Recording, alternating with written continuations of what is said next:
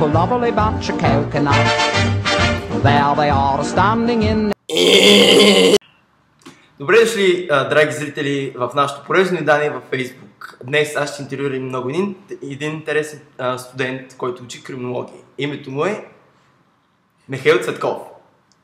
Мишо, кажи ми, кое е най-интересното нещо за тебе? Значи най-интересно нещо за мен е, че учи криминология. Аз съм много умно, интелигентно дете, красиво, секс, крапилно, готви добре и съм най-добре се представен, който някой си има. Вау, чувате ли, дами? Това беше най-хубавата реклама, даже по-хубаво от Ариел. Кажи ми, какъв искаш да станеш в бъдеще? Какво пораснеш? Следващия кореш е Бойко Борисов и Чак Норис заедно. Вау! Ето, това е най-истината. И сега, какво правиш? Какви си дневните планове? Нещо интересно за теб. Аз ще работя по Basics. Първо да достигне силата на Чак Норис.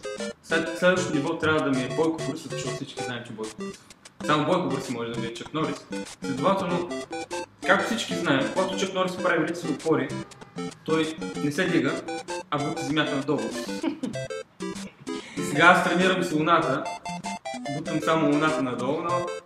И за нашата публика в Колънтри, кажи ми едно нещо, което харесваш за Колънтри най-много. И едно нещо, което не харесваш най-много.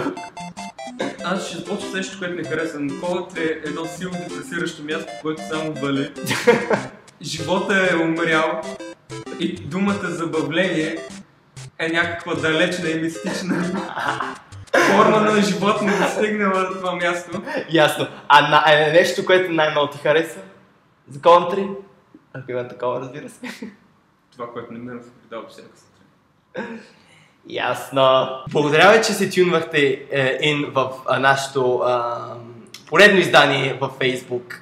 Очаквайте следващия ни гост да бъде малко по-забавен. До следващия път. Алелуя! Та, Мишо, кажи ми, кое е най-интересното нещо за тебе? Да криваш камера. Упс!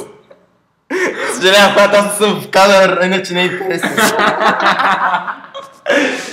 Добре, дай сега пак. Дума, две. Та. Сунза.